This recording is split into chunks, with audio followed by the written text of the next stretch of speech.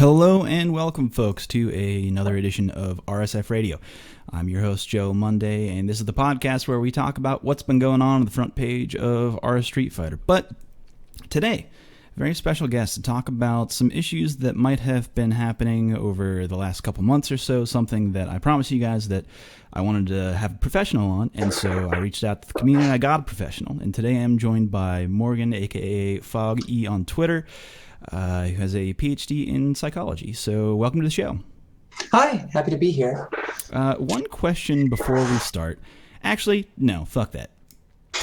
Not going to start with a question, because that's not how I typically start. Let's get back to the basics here. So whenever I have a new person on, I always like to leave some space at the beginning of the show to say, if you have anything going on right now that you want to pitch, anything that you specifically want people to go after, maybe like how to follow you on Twitter or what else you do, now's the time to pitch it. Oh, wow, pluggables. Yeah, you do that at the start of the show, because when people stop listening at the end of the show, they can't avoid this start chunk. They have to listen to it. That's so smart. Yeah, you can follow me on Twitter. It's probably in the show notes, and also on Twitch at fog_E. I've heard that pronounced so many different ways over the years. And I am part of the collective known as YASE. So if you want to engage with our lifestyle brand, you can find our info at yase.world, which is my favorite URL.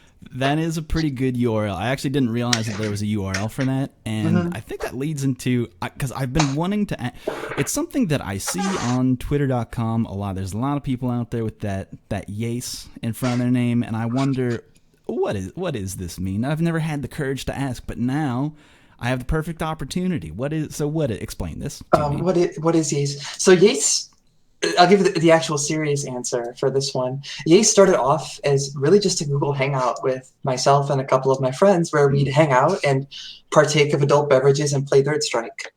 And then that sort of grew. We did the irony too hard, because then people kept asking us what YASE is, and we're like, right. Well, what if we sold merch? And then all of a sudden it's like, oh, now we have shirts and like stickers and stuff. And it's actually kind of weird for me now, because I'll go to events, and this thing that years ago was like a weird in-joke has become like an actual thing that people want to like buy merch from. I actually love that the joke got too out of hand. That's kind of, I'm on brand with, I agree with that decision. Something that like is like something small and personal, and you're like, hey, but what if we did this? And then it's like, uh-oh, we have overhead now.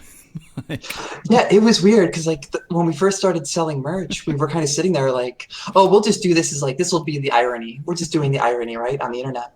And that's like, oh no, like what do we do with money now? Like, how do we handle this? And yeah, wait a minute, whose money is this? Does anybody know? Yeah, and then it's like we need to like sort these things out. So yeah, that's the serious answer. And what does YASE stand for? I believe the official position, I'll have to consult our Swagger CEO David XCR, but I believe that we still are the position that all interpretations are canonical. I'm personally a fan of You Are Super Excellent and Yacht and Sailboat Enthusiasts. As someone with a boating license, I might go that direction. I liked the first one you prompted, but now I'm swayed towards the second. Okay. Yeah, well, only yachts and sailboats. Only yachts and sailboats, though. No power boats, though. So maybe I can't track with that. Well, now that I have you on the show, would you like to maybe talk a little bit about your background, maybe to give yourself a little bit of credibility, like why should people trust you as a PhD in psychology? Well, or should they not trust you? Well, that's a very interesting question. I think what's funny is that as you get further along in the academic track, you start to trust yourself less. And you start to come to these situations where it's like, well, really, there's no wrong answer, but also there's no right answer, and things get very, very murky. And then there's very, very long email chains where like everyone is mad at each other, but it just keeps going on. So my background, I've traveled around the country for education. So I have 2 bachelor's degrees, one in psychology, one in sociology, from Loyola University, Chicago.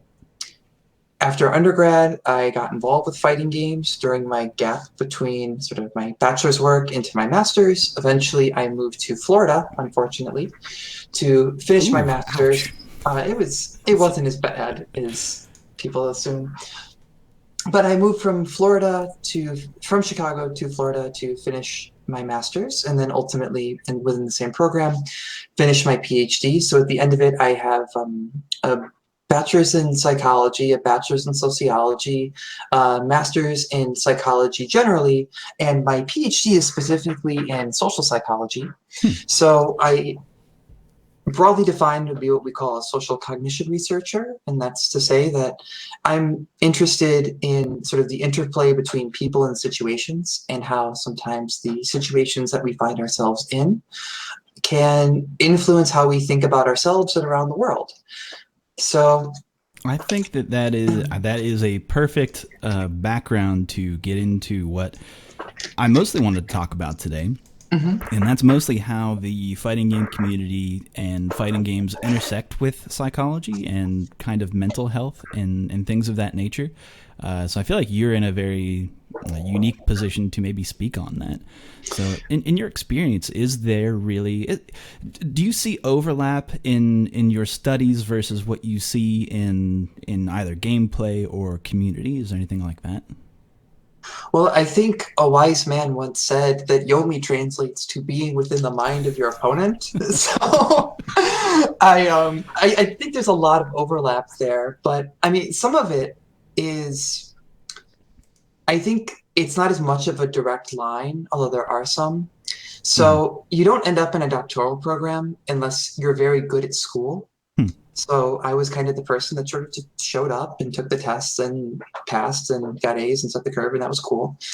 But when you get to the PhD level, the rules kind of change, and you're supposed to be you're a producer of knowledge and not so much a consumer of knowledge anymore.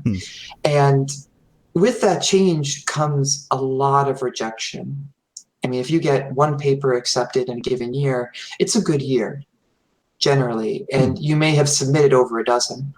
Oh wow, I didn't realize that. So it's an absolute grind, and I think even some of the terminology that I use around my colleagues, I'll get raised eyebrows from, but they understand it when I say it. So also, when you start saying like I got to go back to the lab in fighting games, that means I got to go back to training mode. I got to go, work on things. I got to go develop my craft in a way, and that's especially true when you're in a PhD program and you have an actual lab that you're a part of, and you got rejected or something, and you have to go back, work on the study, collect more data, and do what have you. But I think one of the reasons I've been able to succeed as an academic is through the grit that I had to develop as a fighting game player. Because like I said, I kind of show up and do my things, but part of that process as an academic requires a lot of rejection. And when you play fighting games, especially when you start playing fighting games, you lose a lot. Yeah. And you have to get comfortable with losing and sort of develop the resilience and sort of the mental skill set to keep rebounding and keep coming back to your local week after week and keep working on things. And you also have to develop the idea that, everything is a process, rewards aren't necessarily immediate. And I think that's actually been one of the most helpful things in terms of a crossover between my profession and being a competitor with fighting games. Is just developing that idea that a loss isn't always final, as long as you can learn from it.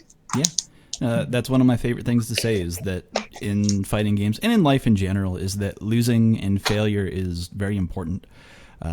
People usually look at it negatively and see it as a roadblock, but really it's the opening up of opportunity to learn and do more.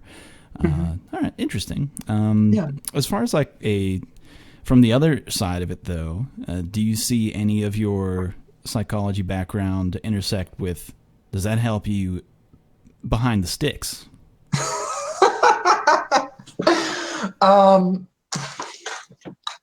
So I predominantly play Guilty Gear, and as people have fallen off and the community's trimmed down, and it's also been out for as long as it's been, people know that I'm a doctor, and people know my doctorate is in psychology, so they give me way more credit, and it just pays off. 'Cause it's like, I made a joke once to somebody, like, I can do the same overhead to somebody the fourth time, and eventually they'll just like mind game themselves, thinking that I'm like, they'll way overthink it. That it's like, oh, like she's conditioning me to like do something here. It's like, no, I just think this overhead looks cool.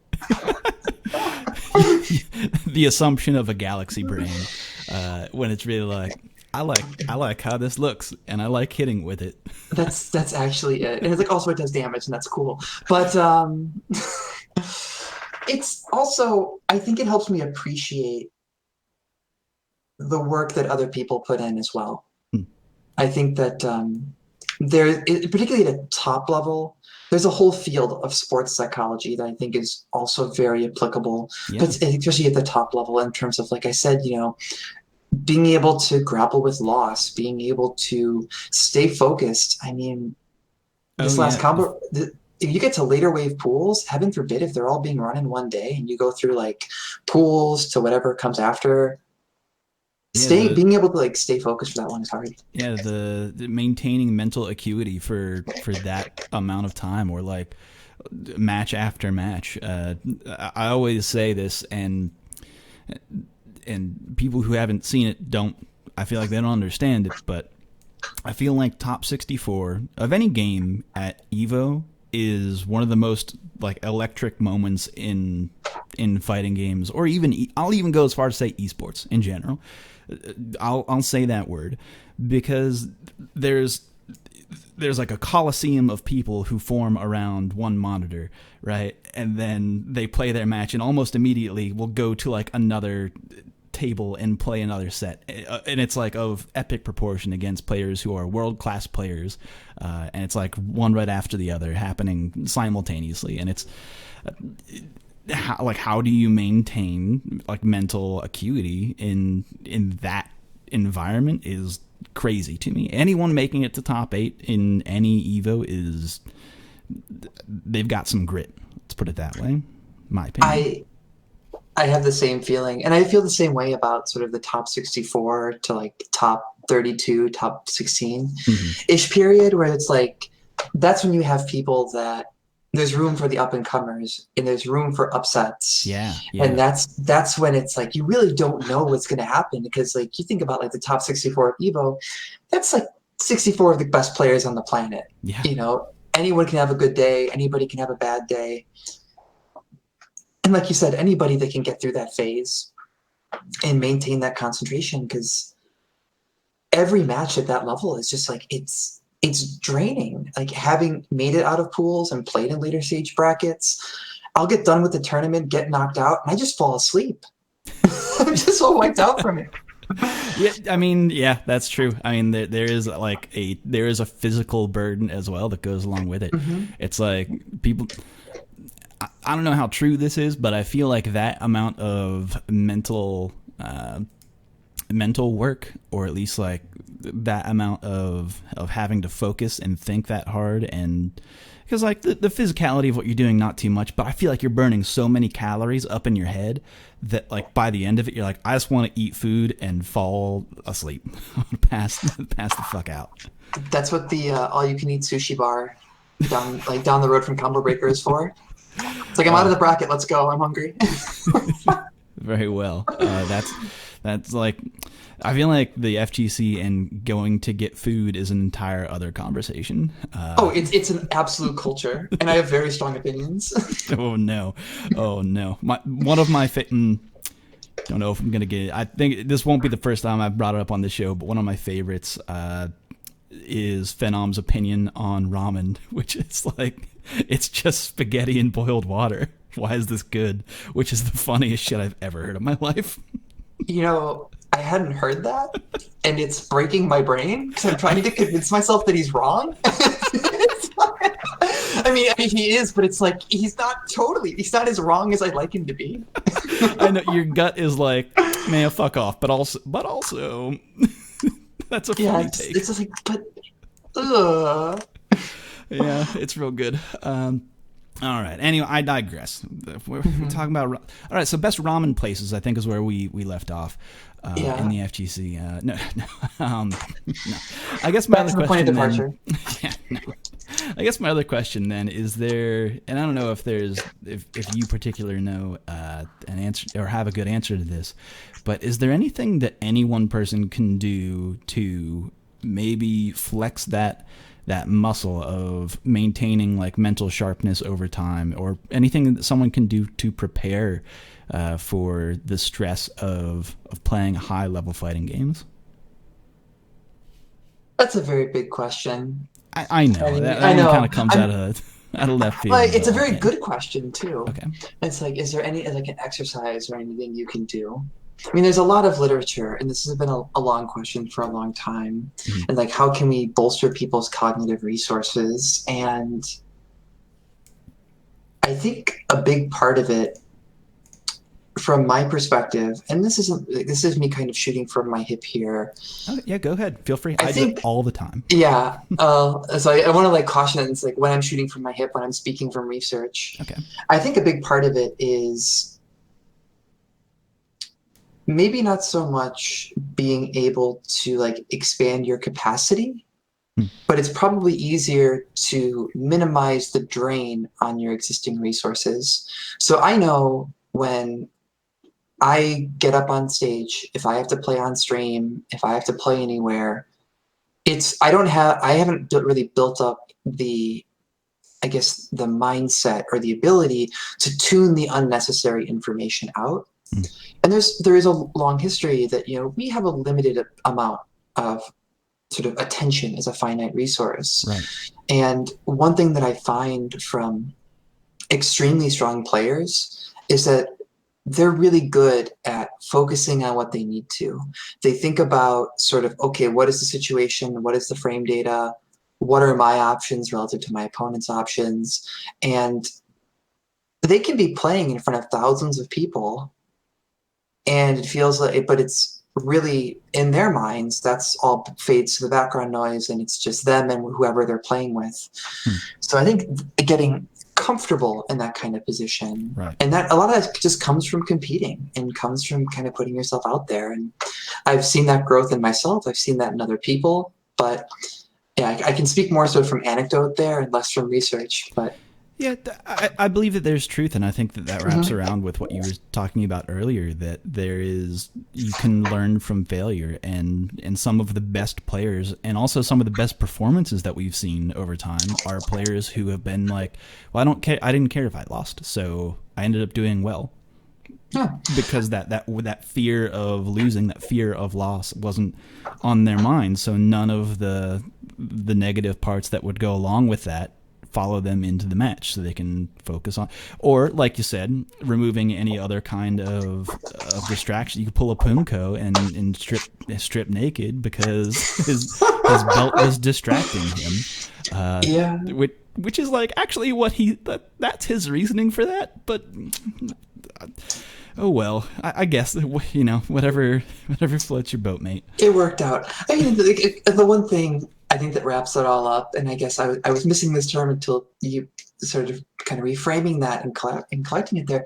It's mindfulness, and like mindfulness is something you can practice, being present in the moment. And like when you said, like when you see these players and they talk about it, they're like, I didn't care if I lost. The only thing that really mattered was like this one round, this one situation, this one match. What was happening before, what was happening after, just. They're not attending to it, and so they're more present in the moment. They're more focused, and they're able to really put the other stuff aside.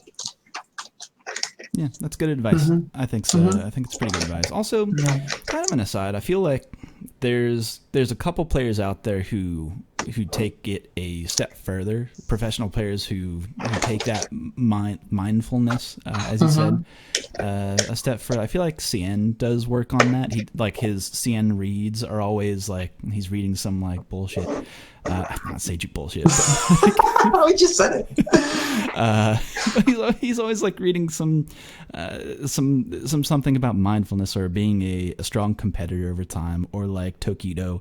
You see him talking about meditation and studying that. Also, like his own physicality and making sure that he's well to compete. So I think that's very true, and you see it a lot in top players. Another thing that I wanted to talk to you about, and I'm actually not sure if there probably aren't studies on this, but I kind of just want your opinion on this.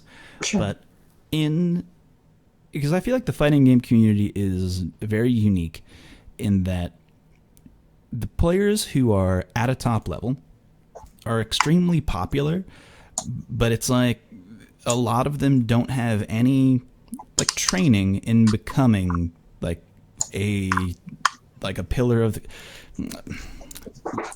becoming like a popular figure, right? So you see like literal kids who have competed and become like they have thousands of followers and people who have thousands of fans, and what is that transition like for someone who is like, let's say, again, because these are just like normal people with normal jobs that then become some of the best fighting game players in the world. But like even so, I feel like fighting game player is not like, it's not like Dota, like best Dota player in the world, right? That's a whole like another echelon of like apply like a 2 times or 10 times the amount of people focusing on you. But do you feel like there's anything that top players are or maybe should be mindful of once they hit that echelon? Or something that they might be affected by. I think it's ever like the desire to perform, because I always think about I feel like even Daiga was affected by this when people were like, Daiga, you need to play Ryu because people think of you as the Ryu, and like he kind of got like stuck in that rut of feeling like he was like letting people down, where it's really like this really shouldn't affect his game. He should really just play his game and not really think about what other people think of him. So do you think that ever comes into play within the fighting game community in particular, because it is so small and insular? Let's see, I have a lot of thoughts here. Okay, yeah, I know that's kind of. Yeah. I just dropped a big payload on. No, I think it's a good conversation. I think it's a very rich conversation as well. So, I want to kind of come back to the beginning though on this one, because I have a long answer to this. But one of the things that I think has been very interesting. So I started playing fighting games, like I said. Oh God, I'm gonna date myself here, but I started playing fighting games around the release of Street Fighter 4 AE 2012. I finished undergrad. The economy had fallen out. Didn't get into grad school right away, and I needed kind of something. So I don't even really remember how it happened, but I ended up on the SRK forums in the Chicago thread. I found out that there was a meetup at Ignite Network, and then I got cold feet because I am a very anxious person and didn't go that week, but I went the next week. And I mean, now I'm here on this podcast. But what I think is interesting about it is that in the span of that time, at the very beginning of it, the community part of it was focused on a physical space. Mm-hmm. And it was focused like, this is the place. There is a TO, and there are top players, and it's very local, it's very regional, it's very grounded in a specific moment, at a specific time. And what I've seen kind of transition in that time as sort of the esports has come in and sponsorships have become more of a thing is, like you said, there's sort of a shift for where top players are sort of expected to be a brand, mm-hmm. sometimes even more so than a competitor. Yeah. And that, I think, has fundamentally changed some things, because it's not like the community is grounded in a space anymore. Maybe now it's in a Twitch chat, and the Twitch chat is grounded around a person. Yeah. And I think that fundamentally changes people's relationships with things. So like I said, I was in Florida, and I used to play with Brian F. Like, I lost every Gatorland to him, and the entire time we were in the same city. For years, he apparently still talks about it occasionally. But we're talking like Gainesville backdoor fighters. There's a lot of strong players. Yeah, backdoor fighters. I was. I was moondogging my child. I taught that kid to play Guilty Gear. But this was pre-backdoor fighters even. But like, I guess the point here is like now I go and I turn on the Twitch front page, and this guy that I used to play in his apartment, again like a space, is now sponsored and going around the world, and he has fans. Like this guy that was an undergrad that I used to lose to at LANs is now like an internationally famous esports athlete. He's got a jersey. Like, the jerseys are sick. The jerseys are sick. The Equinox jerseys are top tier. They're very good, and I'm happy for him. But like, it's a very interesting paradigm shift where things have kind of moved away from sort of that regional grounding to more of like an abstract sense. And I really don't know how that kind of comes together. I mean, I can speak from my own perspective, again, kind of shooting from the hip here, and that I was very bad at Street Fighter. When Guilty Gear came out, it sort of clicked, and all of a sudden I was winning money at locals. And stuff like that, which was like a very weird thing for me. And what you start realizing is like it changes your self-concept to have to be sort of seen and have people talk about you. Like even now, when I moved up to sort of the mid-Atlantic area, I live in Maryland now. I went up to on the last cycle of Conquest, I went up to compete in Philadelphia, and I had people come up to me and they're like, "Oh, you're YASE Morgan," and I was like, "Well, it's pronounced YASE," and yes. So it's like it's a very weird shift that's happened, I think, of just like being seen, and I don't know, it's a lot of pressure, and it's one more thing that even plays. So we were talking about sort of mindfulness and staying focused and all that. Right. I don't know how you do that when you have I guess I have a sponsor of which I am, I guess, a co-owner of, but I don't know how you tune that out where it's like people, it's not just about me anymore. Like I have fans that are invested in my success and all that. It's just like, it's such an interesting shift to see happen.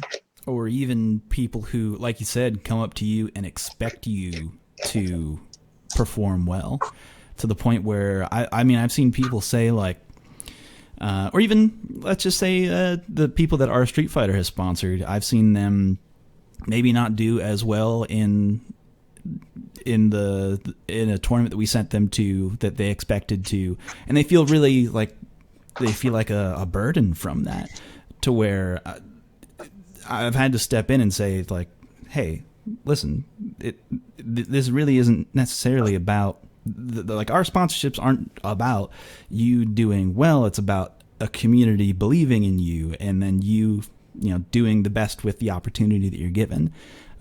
So it's like I've had to explain that, like, or take that mental burden off of people during certain weekends where we've had players sponsored, because it's like that is a real thing that like our community has thrust onto people, to where I'm like, oh shit, now this person is like, we've raised their profile a bit to the point where this is now something that they're thinking about, something that is like that puts a great deal of pressure on them to perform. And I think that there can be anxiety that comes from that. So I feel like you're not wrong when you say that. Yeah, I've done similar things with, again, like I do the irony and then it becomes real. I've started occasionally sponsoring people under the banner of Organization 13, which was just too good of a joke to not keep going with.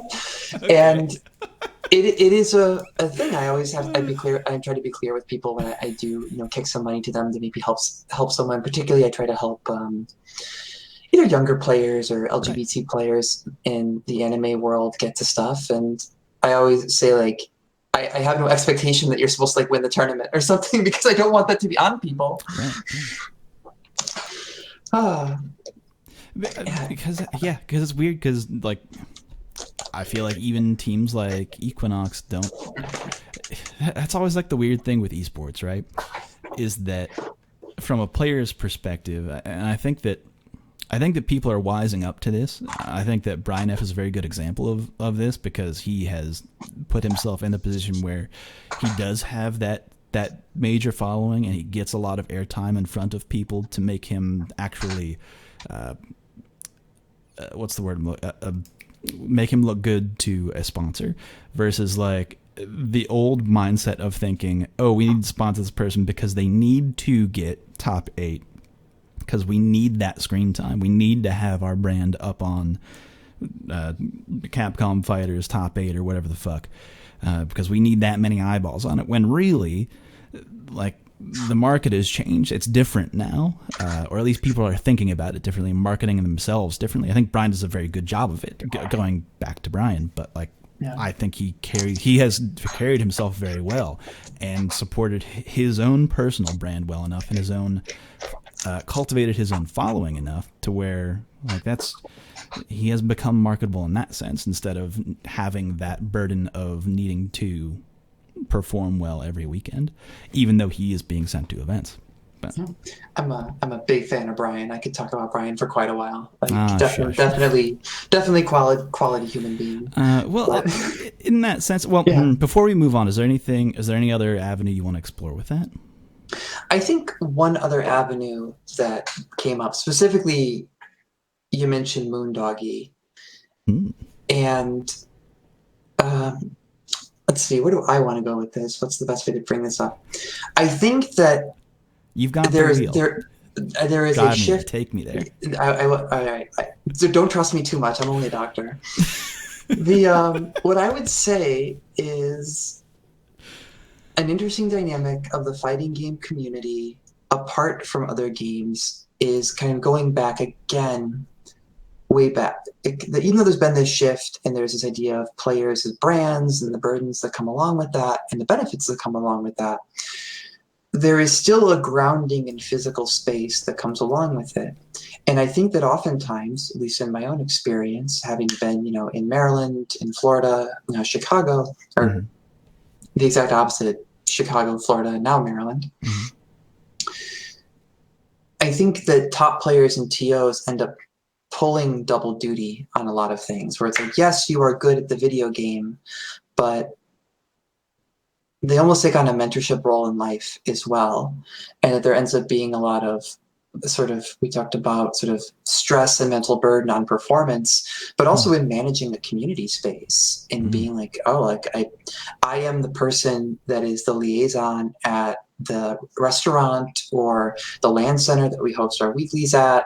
I mean, I've seen my local TOs really pull through for people that were personally struggling as well, which is always floored me. One of my, again, shooting from the hip anecdote is when it finally came time for me to get up and leave Florida and move to Maryland. I was really struggling to get stuff on top of my car. It turns out I had lost far more strength than I realized. And the person that at the 11th hour came through and helped me repack my car and get everything together and bought me dinner and then listened to me, cry, because I was an absolute mess leaving my PhD and getting in, starting this uncertain job in this place I'd never been before, was Moondoggy. He was our local TO. He was the guy who came after work and he helped me pack my car. He bought us dinner and he just, listened to me moan about how freaked out I was to be sitting in my now empty condo that I had lived in for 3 years. And, that doesn't come from him being a top player. That doesn't come from anything. That just is sort of something he put on himself as sort of not even just an organizer, but I think really a figurehead within that community. Yeah, and I'm sure that's not the only person that's ever done that. That definitely sets a tone for the community. And man, what a good guy! What an excellent person. Yeah, it's also I can talk a lot about Moondoggy too. Oh fuck! Oh, good boy. Yeah, I mean, every interaction I've ever had with the guy has been incredibly positive, and that's very interesting. I agree with you. I actually think that because these physical, let's say, like grassroots spaces now are required to have someone who manages them, that it kind of does put them in a role of mentor, of friend, of confidant, let's say. I mean, look at where we're at now.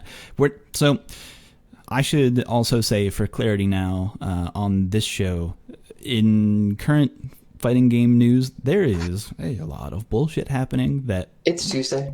It seems like every day after Evo has been Tuesday on repeat. Yeah, it's like the worst version of Groundhog Day, actually. It is. It is and it isn't, in my opinion, in that it is the emotional burdens that have been carried out throughout this time it has been intense. It has been a moment of like true emotional burden. It is taxing to deal with and bite into these things, especially as like a community manager. Even you brought that up. It's something that like we are presented with on our Street Fighter every day, of like what information is like allowable, like how to hamper hate speech, like how to like take away power from people who are sending out some like really bad faith arguments out there. But at the same time, it's a moment of, I guess it's like it's good that things are being aired. I suppose like there's a part of me that like can see maybe an end to the tunnel where things become better. But right now, while we're in the thick of it, it's heavy. Which we're not going to get into those particular specifics on this show. I have another show planned for that one. That's probably coming next week. But that's just for people who are looking for more information on that. We'll get around to that. But again, sorry, I digress. But no, it's a good digression. I should actually apologize. I think I was a little bit callous there, but I mean, especially today has been not great for me in the Twitter world. I actually just like put my phone away and just couldn't look at it anymore, because it's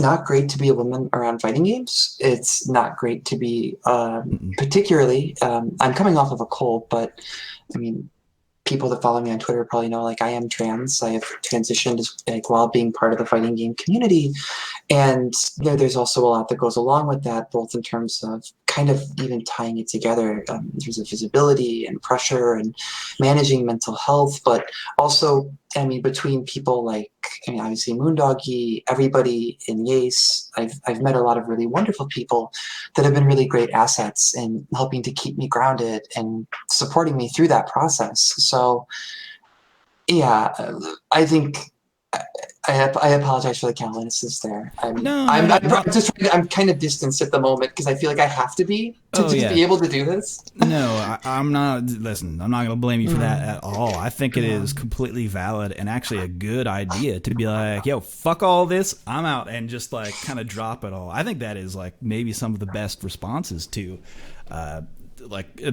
mentally, emotionally like responses to a lot of what's been going on, because being around social media is like, or can be extremely mentally like there's a whole lot of messiness that comes with being engaged with it, which for me on my end, being part of like doing community management, I kind of have to be there, but also like there's that part of me that's like, hey, fuck all of this noise because this is trash.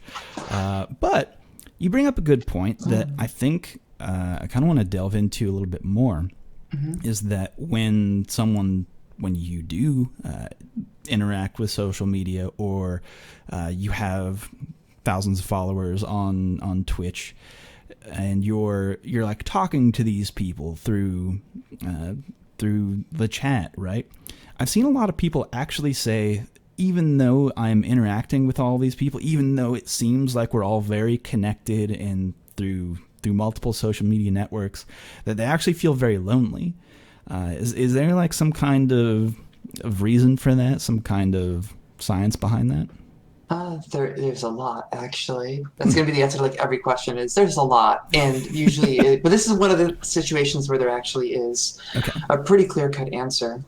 So, social support is something that we talk about a lot in social psychology and psychology in general, and its connection to mental health.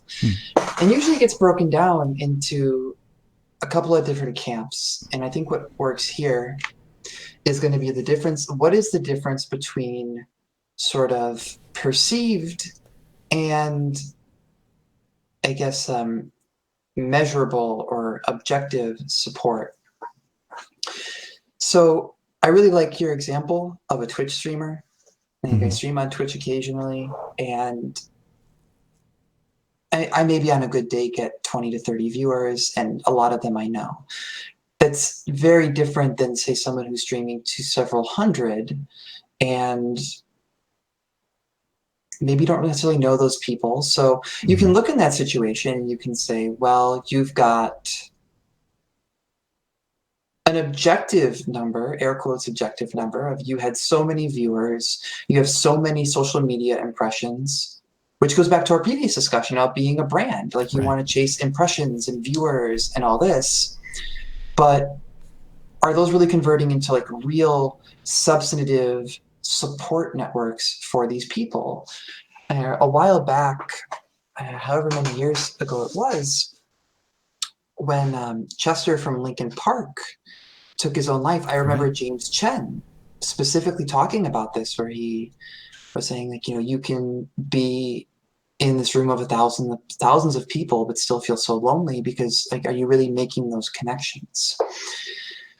So that's, I think, what it really comes to as far as that is concerned. You know, where are you getting sort of the impressions and the social media stuff, but how are you getting sort of that real support? You know, Moondoggy showing up and helping me move, that's real support. The people that have been, like I said, like everyone in YASE and whatnot, that have been like, have seen me at like very low points in my transition and helped me move along and recover from those are people that I've met through fighting games, but are also like very much more than that to me. And if I was, you know, broadcasting or streaming to 1,000 people or so, but not getting that kind of connection as well, I think I would feel lonely as well. Yeah. It's one of those things where it's like you see someone reach out on Twitter or other social media of saying that, hey, like, I'm hurting, I'm in a bad space, and you might see hundreds of people reply like, hey, hope you're okay, but like, does that like amount to any tangible support?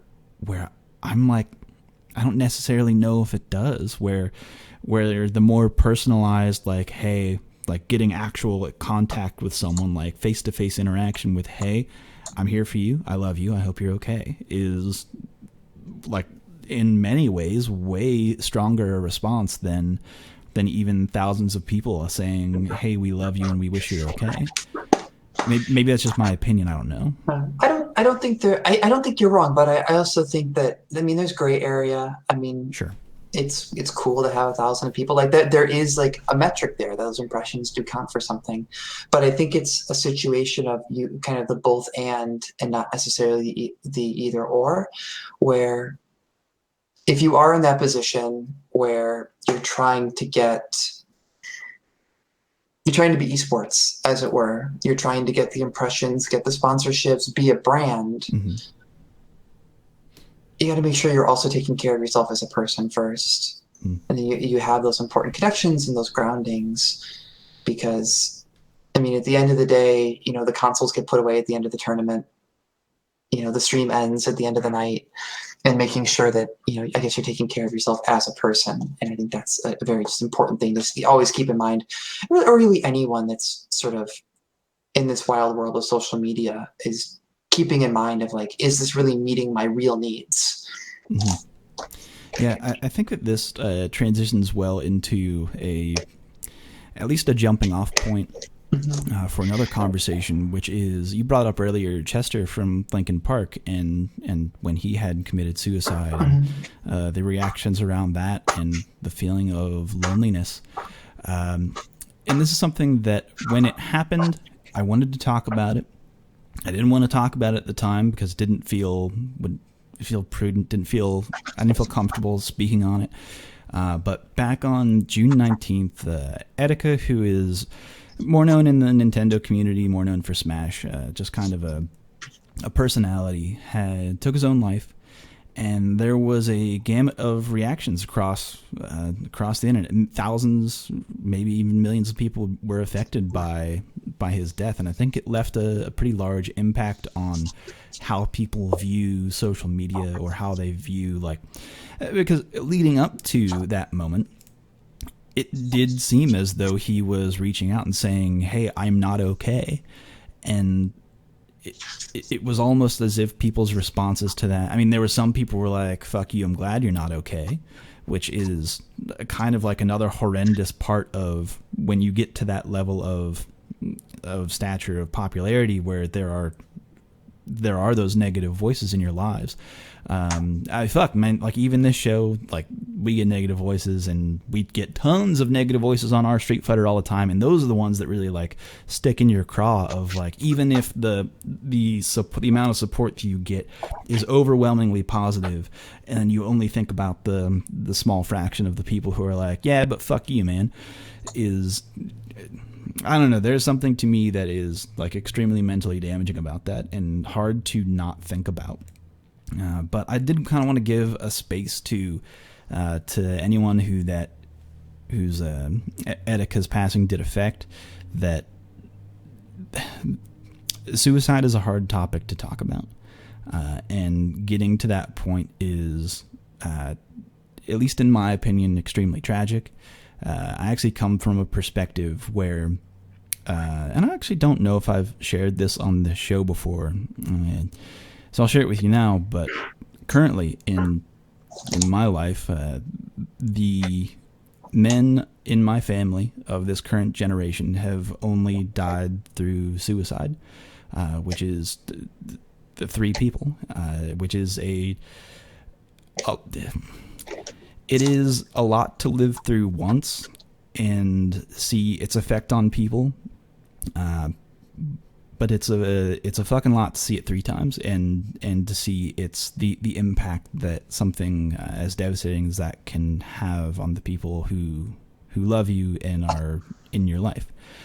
So I kind of want to give a little bit of open space in this, and kind of pass it off to you to talk about maybe what are things that people can do to maybe seek help in times of, if they think that this is all too much, or maybe they've experienced some kind of trauma, or maybe they've experienced trauma within the FGC. That's something that is very prescient in our times. There's a lot of bad things that people have experienced, and I don't want people to feel alone in thinking that, maybe you do have thoughts of suicide. Maybe there's a better answer to that I personally, because that's the thing, I don't know if I feel personally comfortable even sharing like my thoughts and opinions on what someone quote unquote should do, because that's, in some ways I feel like that might take away from someone's own personal story, and I don't want to ever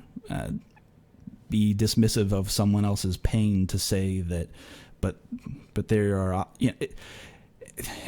does that make sense? I'm sorry. I might be like rambling on that topic, but I think it's a topic to ramble on, and I'm sorry that you've gone through that. No, I'm not asking for me. Like, that's the other thing, is that I didn't bring this up for me to personally talk about, like, my history. I mean, we can if we want to talk about that or get into that, or if anyone actually would be interested in that and me talking about that experience, maybe I can set aside another time to put together some words and thoughts on that. But I do feel like that it's something that comes up within the community. We see it sometimes where people have suicide. I mean, we see it on our Street Fighter occasionally, where how do we deal with people who have expressed that they have suicidal tendencies or suicidal thoughts? It's hard. I think this is like a very heavy subject, but it also, again, I think everything we kind of brushed on has been really, in some unfortunate ways, interrelated. In the sense, kind of like you were saying, you're sort of a community leader in this space, and you're likely not trained as a mental health professional. Like, what Exactly. do you tell someone? Right. This is a subject that I struggle with a lot, both professionally and personally, Hmm. because I've also lost friends to suicide.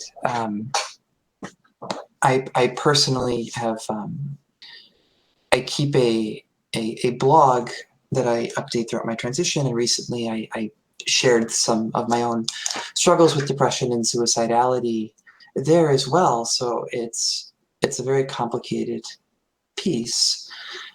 I've I'm not a therapist. I've known therapists. I was engaged to a therapist at one point, and the people that do that kind of work are superhuman, that can sit with people and can do that. Mhm. So I think as far as this subject goes, I can really only speak anecdotally and kind of stuff that I do and stuff that I have encouraged people to do in terms of their own mental health, not necessarily just suicidality, but depression, anxiety, all the things that go along with that. Mhm. The first thing that, and I think you very intuitively brushed on, is that people are the experts on their own experience, and no one is ever going to know more about your experience than you. So if you feel like you are not okay, if things are not sitting well with you, it is not weakness to tune out. It is not a fault of yours in any way. Well, coming back to social media, one thing that I've started to realize is that you can only stare into the bird site for so long, particularly on days like today, before it I'm get sorry, I've never heard someone call it that the before. bird site. Yeah, like you never hear it, but you intuitively know exactly what I just said. When you look into the bird site, and it's like, and you look into the bird of hell, and it stares back at you. And one thing that I've started doing, I'm and sorry for laughing. That's just very well put. you're fine. I log off. Oh, You fuck. can deactivate your account. And as long as you log back in within 30 days, everything stays there, all your followers, all your tweets, etc. So periodically, if I notice like this is draining on me, even today, I was like, I'm just going to deactivate. I'm going to put my phone away Mm. and pull back into those more focused like pillars of support that we've talked about. Leaning more into that real support and kind of trying to tune out some of that noise. Another thing that I have become very invested in and a very big advocate of is getting involved in therapy. I mean, I recognize that I have things that I'm not super happy with about myself, and I try to be proactive about those. So I sent you a link beforehand. It'll probably be in the show notes. But for Psychology Today, if you go to like psychologytoday.com/US/therapists, you can search there and you can look at different subject matters, who takes what insurance, look at your geographic area. And I was, for a very long time, very resistant to the idea of getting involved in therapy. And since then, I've become much more proactive about managing my mental health. And so every other week, I set an hour aside to sit down with my therapist and just to unpack and have a space where I can talk to somebody that doesn't have another role with me. It's not a member of my family. It's not a friend. It's someone who can really be objective with me and can say, hey, you're really in your head right now. You're being kind of whack. Or like the things that if I'm laying out maybe something that had been really upsetting for me in the last 2 weeks since the last time I spoke with her. So like, yeah, like I see how you came to this conclusion, but maybe here's a different perspective on something. So that's been extraordinarily helpful for me. I really encourage really anyone to be just proactive about these things. It Mhm. doesn't make you weak. It doesn't make you less of a person or a broken person to take your mental health seriously. Yeah, no, I actually think that Yeah. something that I've come to, and advice that I feel like is good to give people in that position, is that seeking help is actually, people don't realize how hard it is to admit that you need help, and that it can be a sign of strength to say that I actually need assistance right now, Yeah. and reaching out to whatever avenues are available to you. And again, that link will be in the show notes if that is something that you need to go after. But other than that, is there anything else that you wanted to speak on, or any other advice that you might want to give to that space? I think I just want to doubly stress that, people are the experts on their own Yeah. experiences. There's a lot of stories that go on. And, I don't think that necessarily it's a bad thing to do something like, you know, saying, oh, if you're feeling suicidal, please seek help. As someone who has been suicidal and has been told that, I know that when you kind of get to that place, it maybe doesn't feel real. And, Yeah. things don't necessarily feel like it's one of those moments, like when I get to those particularly rough spots, I recognize that my big doctor brain is telling me that the way that I am perceiving things is excessively critical or not necessarily rational. But then in my not doctor heart, that doesn't feel real, and those can be at odds, and it's a really hard space to sit with. Yeah.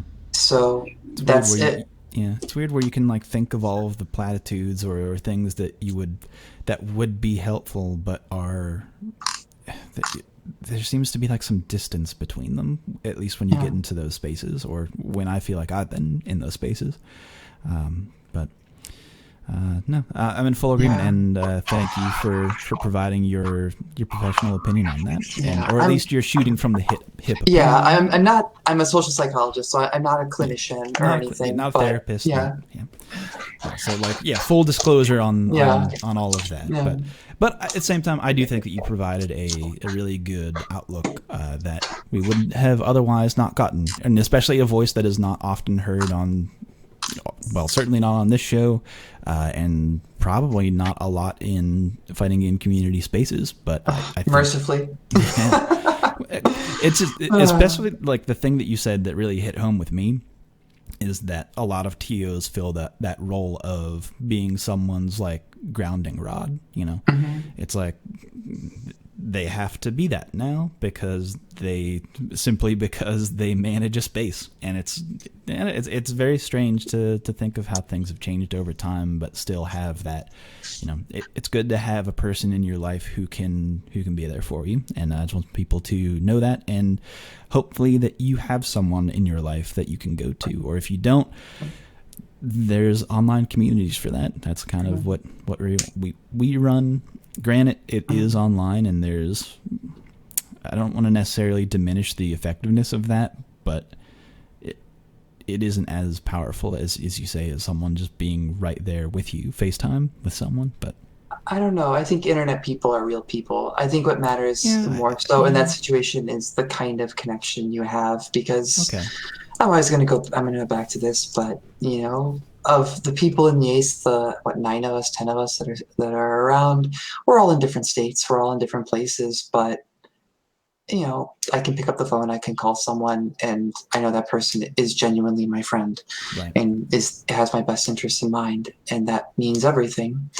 But one thing that I think kind of, it seems like we're wrapping up here, but as I guess like a bookend is just the idea that fighting games are stressful and fighting games are great. And yeah. like, there's this idea that I kept seeing today of like, can we just play games? And I don't think anyone really just plays games in this space, Oh because yeah, I think that's bullshit. oh, Honestly, it's absolutely bullshit. It's absolute horseshit. Fuck that.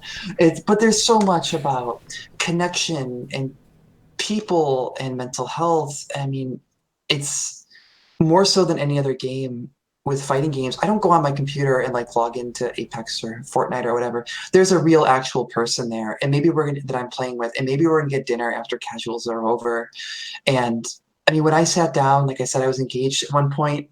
My bridal party was going to pretty much be people I had met through fighting games. So I think it's these ideas of a connection and mental health and fighting games and community and space are just all very complementary conversations, and I really appreciate having the space to come in and talk about them for a bit.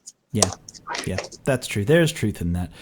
So I didn't want to diminish anyone's sure. online, and again, like, because also I run an online space, so it's like it's one of those that balance. But you're right. There is an important extra factor of knowing that even if you reach out at really any time, that someone can be there for you, regardless of whatever space you find them in. And you're right, we are sunsetting this episode. We're just about to wrap up, but I cannot let you go. I'm sorry, I can't. I have to ask you 2 questions. Oh no! All right. 2 very important questions that I ask everybody before the end of every show, the first time they're on the show. It's 2-parter. The first part is, and I feel like the way that people answer this question can tell a lot. This is like your ink blot test, right? This is the Rorschach test. This is my Rorschach test of RSF radio, and it is: what is your favorite normal attack in any fighting game? You know, I thought about this ever since you sent me these questions, and I still don't have an answer. And just, I guess, in the theme of this being a Street Fighter podcast, I'm going to say... Wow, okay. Street Fighter 4, Blanca, Down Forward Fierce Punch, Amazon River Run. Yeah, the Amazon River Run. Yeah. Yeah, okay. Anyone that knows me from Chicago should know that answer already. Okay, why exactly is the River Run your go-to? It makes people feel bad about themselves. Says the psychologist. I mean, I've been hit by it and I feel bad. It's like, why you're did that not happen? wrong. Listen, you're not wrong. You are 100% not wrong on that one. That is... Oh, how fitting. How fitting. That's you know what? Good answer. All right, then. Part 2 of the question is, what is your favorite combo in any fighting game?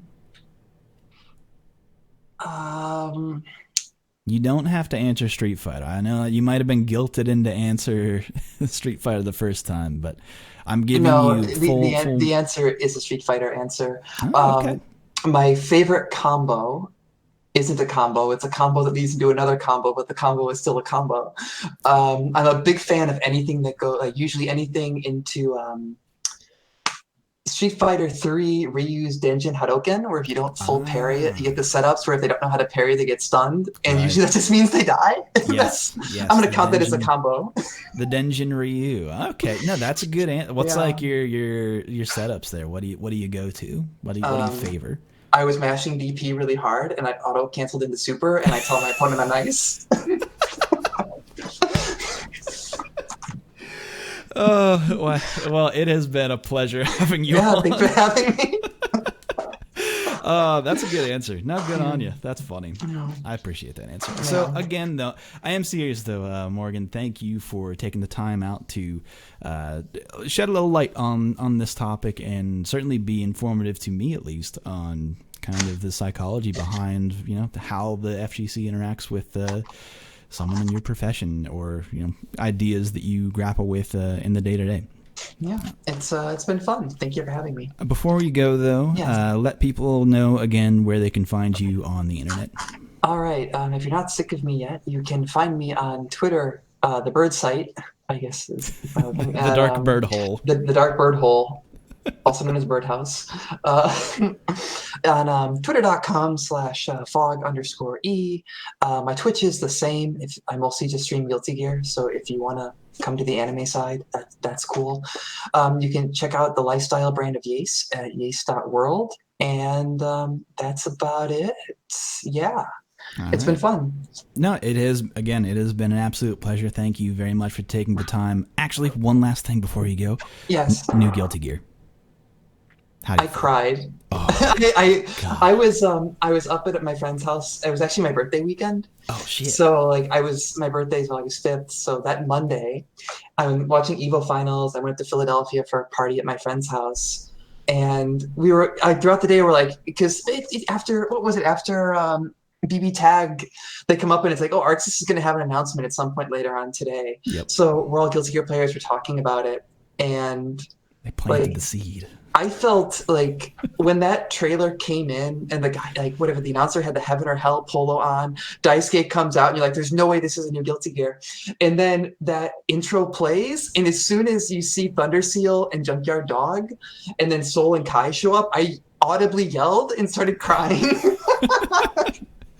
No, that I did not see that announcement coming. That I don't think anybody did. I think I made a bet on this show that I would eat a hat if new Guilty Gear is out. So I think I need to find an edible hat.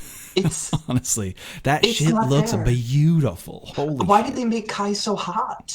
I don't get it. How can he be so hot? How can they do this?